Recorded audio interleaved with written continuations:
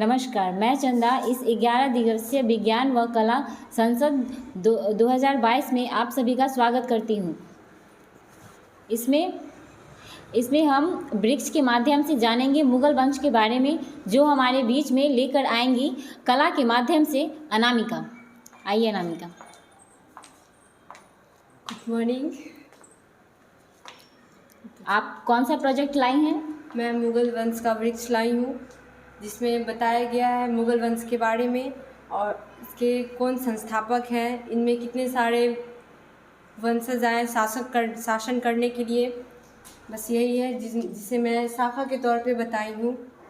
अनामिका हमारे बीच में मुगल वंश का वृक्ष लेकर उपस्थित हुई हैं, जिसमें ये मुगल वंश के बारे में बताएंगे। जैसा कि हम जानते हैं कि भारत पर कई सारे शासकों ने शासन किया है, जिसमें से एक प्रमुख रहा है मुगल वंश। तो अनामिका वृक्ष के माध्यम से हमें मुगल वंश के बारे में बताएंगी कि मुगल वंश भारत पर कितने वर्षों तक शासन किया और इनमें कितने शासक रहे। बताइए अनामिका।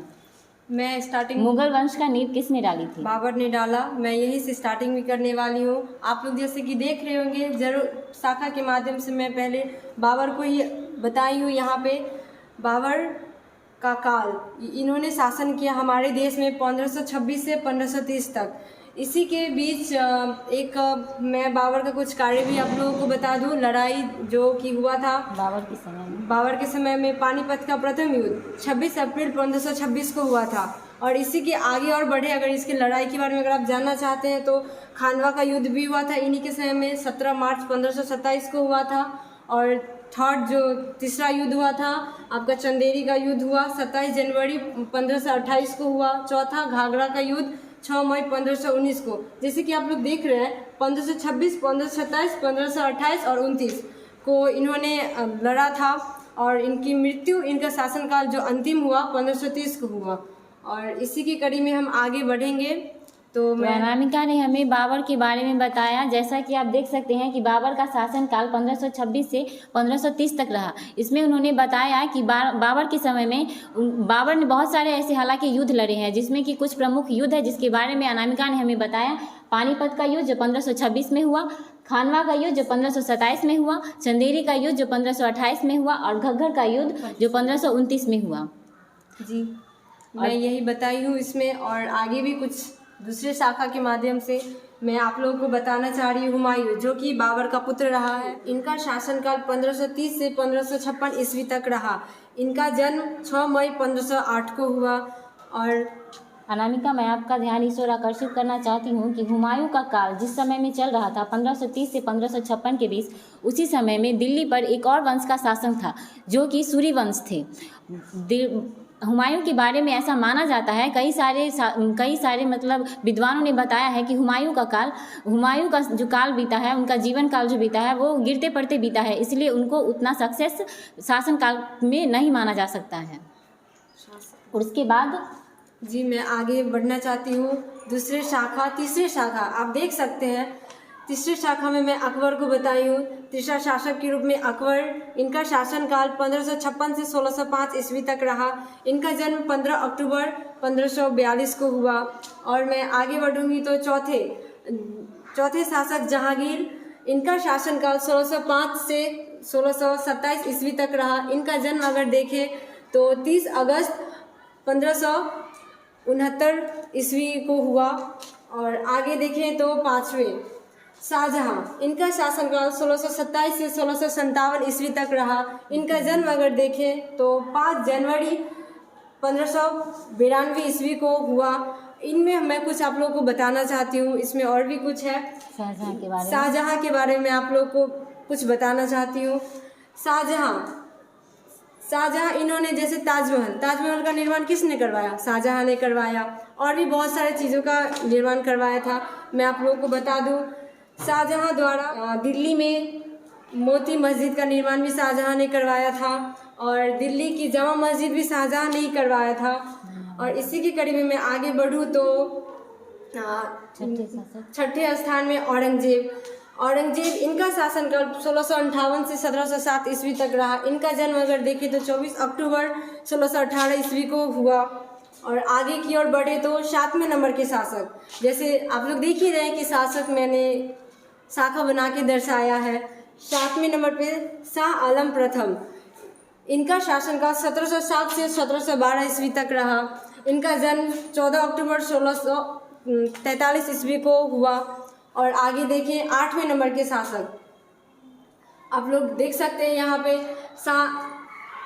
जहादार शाह, शासनकाल इनका 1712 से 1713 ईस्वी तक रहा। इनका जन्म अगर देखें तो 10 मई 1661 को हुआ। और आगे 9वें नंबर के शासक फारूक सियर, इनका शासनकाल 1713 से 1719 ईस्वी तक रहा। जन्म इनका 20 अगस्त 1685 ईस्वी को हुआ। और आगे 10वें नंबर के रईफुद राजत, इनका शासनकाल 1719 को हुआ। इसी बीच अगर आप देखें तो इस साल 3 शासक ने शासन किया, आए और चले गए ज़्यादा, क्योंकि इससे पहले आप लोग देख सकते हैं कि बहुत दिनों तक इन्होंने शासन किया। जैसे बोलते हैं ना कि अगर बहुत अच्छे दिन आते हैं तो सामने बहुत बुरे दिन भी आते हैं। तो इसी के लिए देखिए एक ही साल में 1719 में आप जैसे मैं बताई आप लोगों को कि रईफुद राजत 1719 को शासन किए।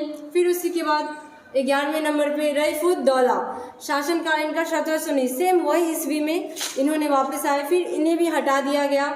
और नेकुसियर 1719, देखिए आप लोग 1719 3 शासकों ने एक ही साल में 3 शासकों ने शासन किया। जैसा कि अनामिका ने हमें बताया कि 1719 में 3 शासक बदले गए। इससे पहले हमने देखा कि कई सारे शासकों का काल काफ़ी लंबा चल रहा था, लेकिन 1719 एक ऐसा काल आया जिसमें एक ही काल में 3 शासक बदले गए, जिनका नाम है रईसुद्दीन, फारूकशीद और एक है नेकुसियर जी।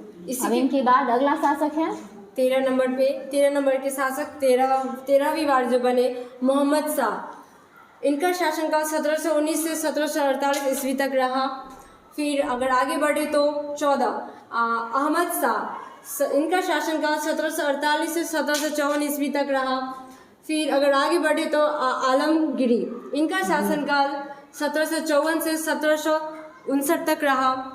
फिर शाह आलम प्रथम, इनका शासनकाल 1759 से 1806 ईस्वी तक रहा। और आगे बढ़े तो 17 अकबर शाह, शासनकाल 1806 से 1837 ईस्वी तक रहा। सॉरी मैं एक वर्ड आप लोगों को बोलना भूल गई हूँ इसी के बीच।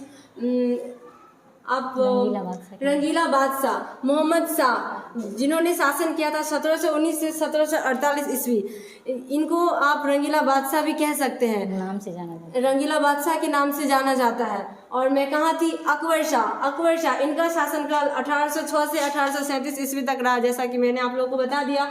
अंतिम और लास्ट जो इनके मुगल वंश का अंतिम शासक के नाम से जाना जाता है बहादुर शाह जफर, इनका शासनकाल 1837 से 1857। जैसा कि अनामिका ने हमें मुगल वंश का वृक्ष के बारे में बताया, अब हम इस वृक्ष को करीब से जानेंगे, क्योंकि इस वृक्ष के पत्तियों में कुछ महत्वपूर्ण जानकारियाँ कुछ वंशों के बारे में, कुछ शासकों के बारे में दी हुई है। आइए हम इसको करीब से देखते हैं।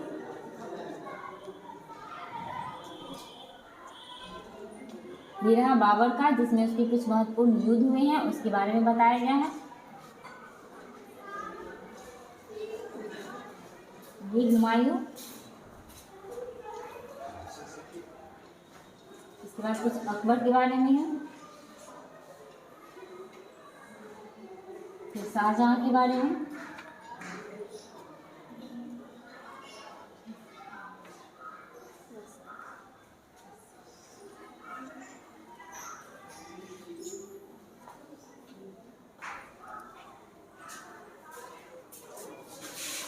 पहले तो मैं आप लोगों को धन्यवाद दूंगी कि आप लोगों ने इतने अच्छा तरीके से मेरे इस मुगल वृक्ष को देखा, और मैं चाहूँगी कि इसे आप लोग अच्छी तरीके से देखें, समझें। और जैसे कि अनामिका ने मुगल वंश के बारे में जो वृक्ष बनाकर लाया था, उसके माध्यम से हम आपको ये बताना चाहते थे, वृक्ष के माध्यम से आपको बताना चाहते थे कि मुगल वंश में कौन कौन से शासक रहे और उनका शासनकाल कितने समय तक चला।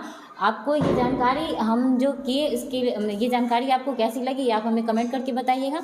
बहुत बहुत शुक्रिया। अगर अच्छी लगी तो सब्सक्राइब भी कीजिएगा।